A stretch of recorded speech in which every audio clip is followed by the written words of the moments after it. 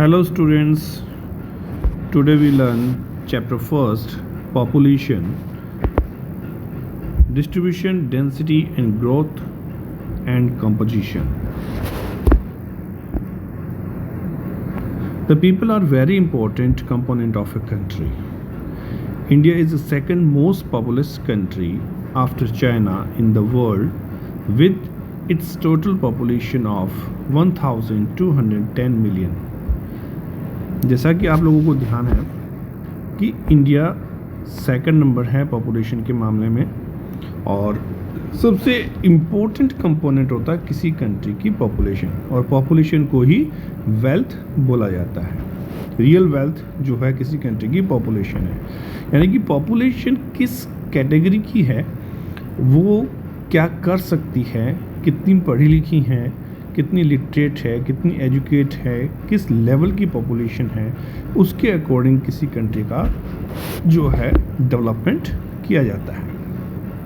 India की जो population है larger than total population of North America, South America, Australia, इन सब को मिला दिया जाए, अगर इन तीनों को मिला दे तो उनसे भी ज़्यादा पॉपुलेशन हमारे पास है ना। The more often it is argued that such a large population क्या करेगी, invariably put pressure on limited resources।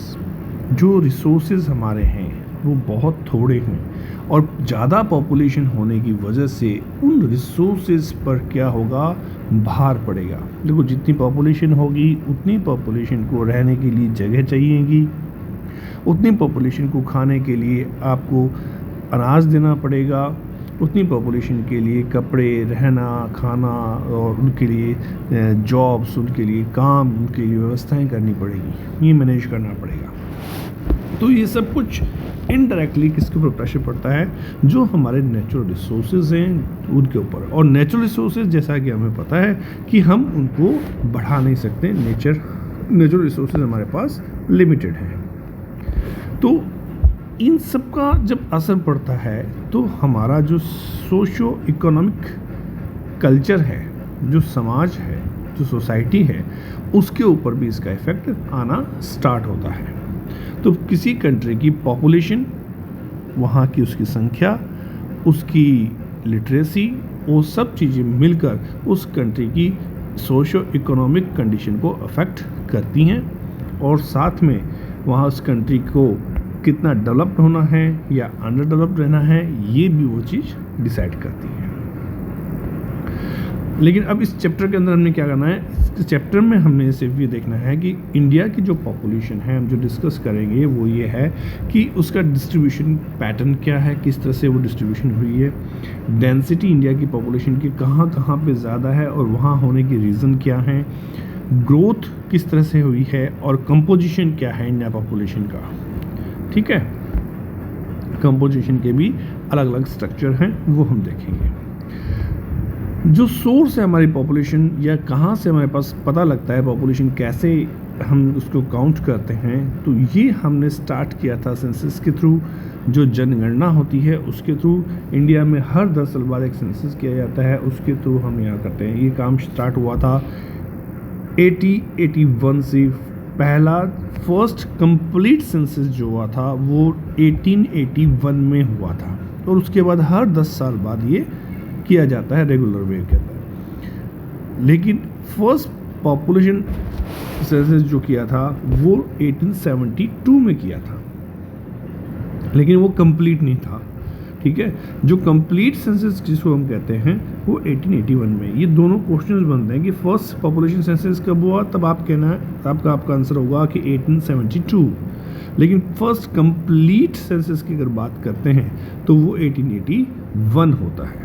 ठीक है, तब से लेके हम कंटिन्यू ये कर रहे हैं और यही डाटा हमारे पास चलता है। तो अभी जो लेटेस्ट हमारे पास सेंसस है वो 2011 में हुआ है। उसके अकॉर्डिंग हमारी जो जनसंख्या है या हम पॉपुलेशन की बात कर सकते हैं वो कितने हैं, लगभग 121 करोड़ लोग, है ना। चलिए अब हम डिस्ट्रीब्यूशन की बात करते हैं। Distribution of population, examine Figure 1.1 and try to describe the pattern of spatial distribution of population shown on it It is clear that India has a highly uneven pattern of population distribution. India के अंदर distribution एक जैसा नहीं है, कहीं पे भी population एक जैसी डिस्ट्रीब्यूट नहीं की गई है। अलग अलग एरिया में अलग अलग पॉपुलेशन, कहीं ज़्यादा है कहीं कम है। The percentage of share of population of the states and union territory in the country, जो अपेंडिक्स हैं बुक के लास्ट पेज के ऊपर आपको अपेंडिक्स 1, 2, 3 बुक्स में दिए हुए हैं, वहाँ पे न्यू सेंसस की डाटास आ चुके हैं 2011 के अकॉर्डिंग। एक थोड़ा सा ध्यान रखना, हो सकता है बुक के अंदर जो हम चैप्टर पढ़ रहे हैं यहाँ पे डाटा पुराना हो और अपेंडिक्स में डाटा नया आपको दिया गया होगा। तो जो अपेंडिक्स में डाटा है उसके अकॉर्डिंग आपने हाईएस्ट या लोएस्ट पॉपुलेट एरिया या स्टेट उसको ध्यान में रखना है। कई बार ये होता है कि बुक के अंदर जो डाटा है वो चेंज नहीं किया होता, आपके पास कौन से ईयर की बुक है उसके ऊपर भी डिपेंड करेगा। और कई बार पीछे जो है अपेंडिक्स के रूप में एक नया डाटा पीछे ऐड कर दिया जाता है और बुक के अंदर जो चैप्टर जब हम पढ़ रहे हैं वहाँ पे अमेंडमेंट नहीं किया जाता, वो भूल जाना है इस चीज़ को करने में। तो ये थोड़ा सा ज़रूर आप ध्यान रखना कि जो अपेंडिक्स है वो डाटा आपको याद रखना है। Yes, Uttar Pradesh has a highest population followed by the Maharashtra, Bihar and West Bengal. Uttar Pradesh के अंदर सबसे ज़्यादा पॉपुलेशन है, यानी कि सबसे पॉपुलस स्टेट हमारी कौन सी है जिसमें पॉपुलेशन ज़्यादा है, जनसंख्या जहाँ पे ज़्यादा है वो है यूपी। ओके,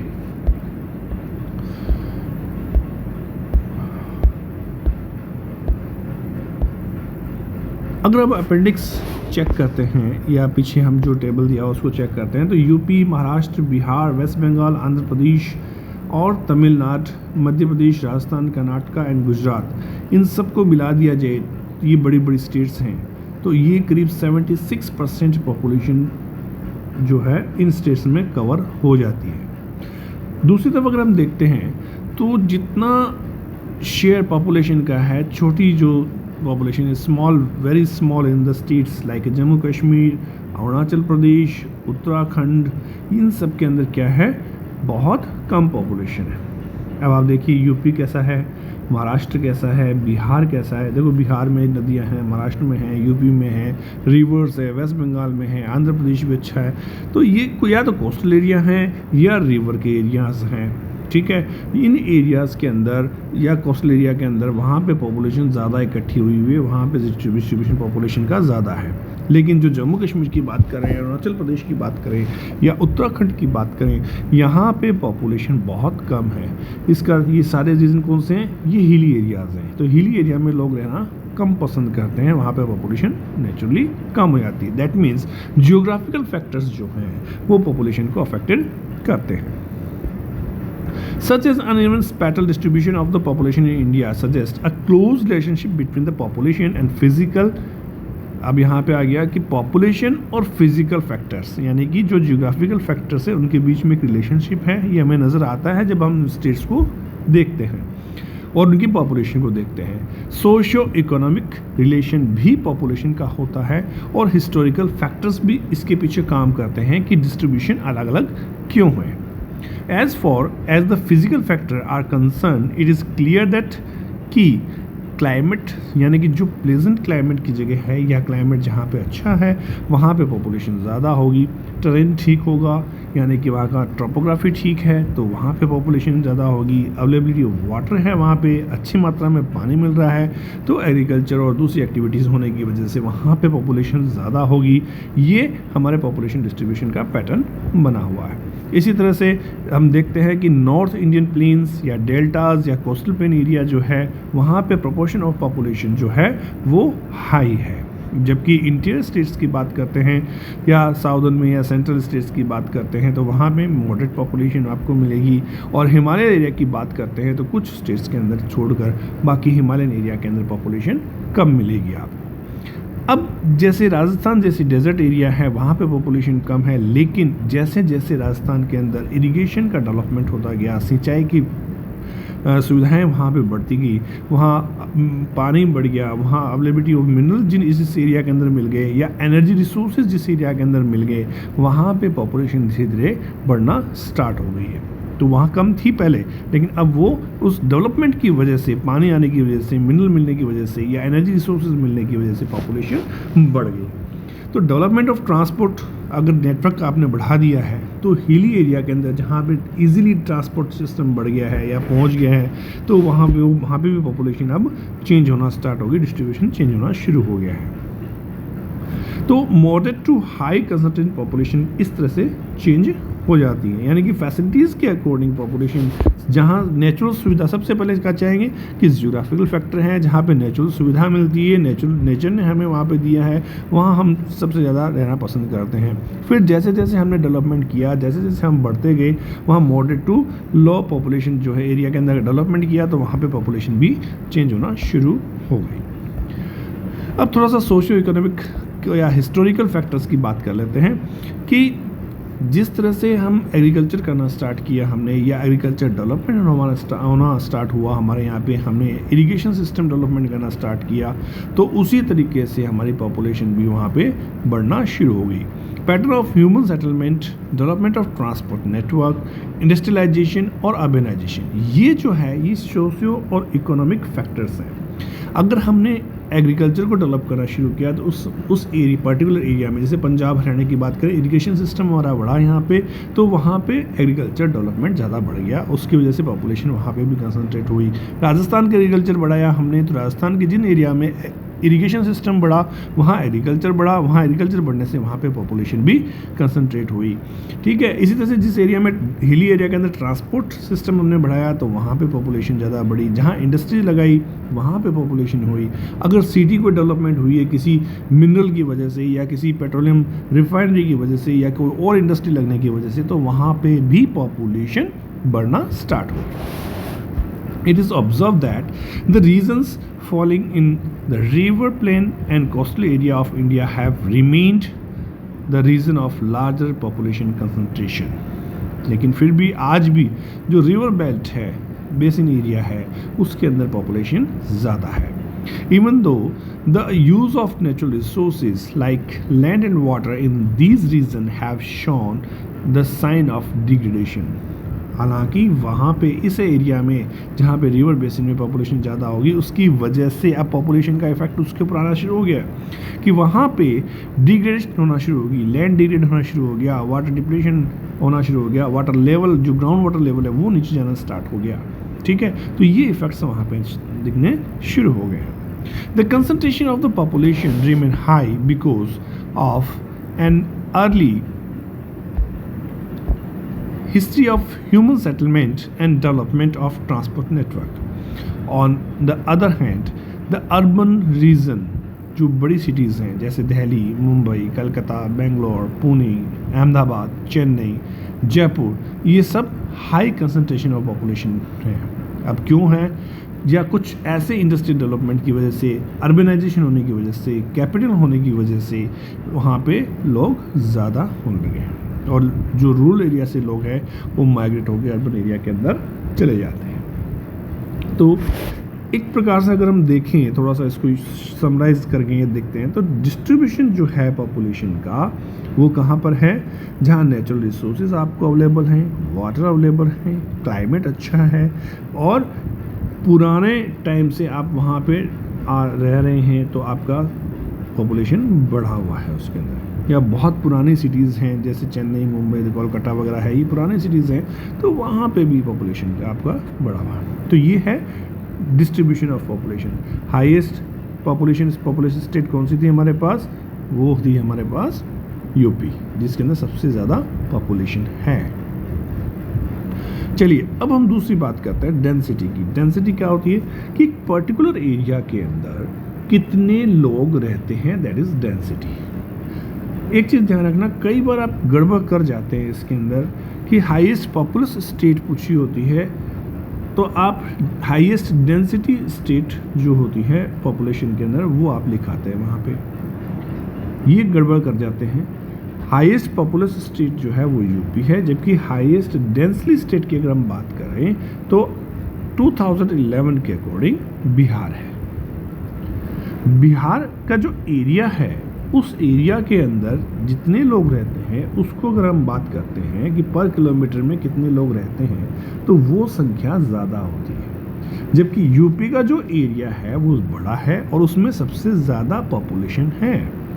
तो यूपी के अंदर जनसंख्या नंबर ऑफ पीपल ज़्यादा हैं, जबकि बिहार के अंदर कंसंट्रेशन या डेंसिटी उसकी ज़्यादा है।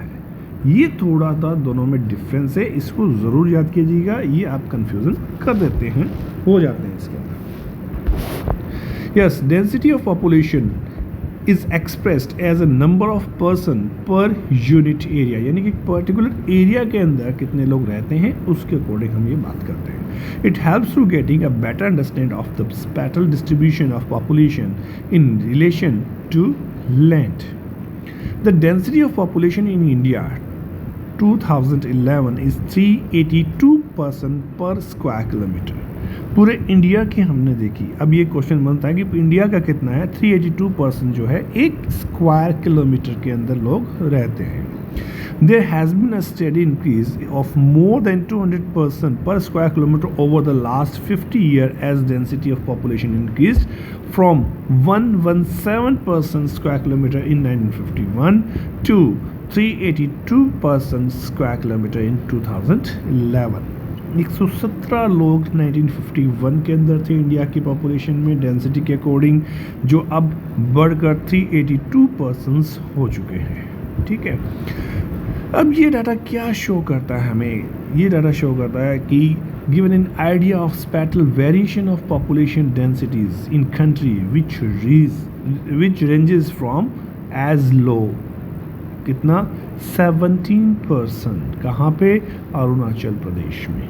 क्यों वहाँ पे क्यों रहते हैं इतने कम लोग? और सबसे ज़्यादा स्टेट बिहार 1102%। कुछ साल पहले तक ये वेस्ट बंगाल में थे 1021, ये वेस्ट बंगाल नंबर 1 पे था, लेकिन पिछले कुछ सालों से ये स्टेट ऑफ बिहार जो है वो हमारा सबसे हाईली डेंसिटी के अंदर सबसे हायर नंबर के ऊपर आ गया है। तो और वैसे देखा जाए तो नेशनल कैपिटल जो है हमारी दिल्ली, उसमें 11,297 पर्सन जो है एक स्क्वायर किलोमीटर में रहते हैं। तो देखिए कितना डिफरेंसेस है डेंसिटी के अंदर। कहाँ तो एक स्क्वायर किलोमीटर के अंदर 17% है अरुणाचल प्रदेश में, कहाँ पे करीब 11,000 लोग उसमें रहते हैं दिल्ली जैसी कैपिटल टेरिटरी में, और स्टेट की बात करते हैं तो बिहार में करीब 1100 लोग हैं। तो इतना डिफरेंस होने का पीछे बहुत से रीज़न होते हैं। आपको जॉब अपॉर्चुनिटी मिलती है, आपको रहने की जगह मिलती है, फैसिलिटी मिलती है, बेटर लिविंग कंडीशन मिलती है, हेल्थ है, एजुकेशन है, बहुत से अलग अलग रीज़न हैं जो हमें देखते हैं। देन वेस्ट बंगाल 1029 पॉपुलेशन है हमारे वहाँ पास। यूपी के अंदर 828 पीपल ही हैं। एंड केरला की बात करें तो 859 है, तमिलनाडु की बात करें 55 है।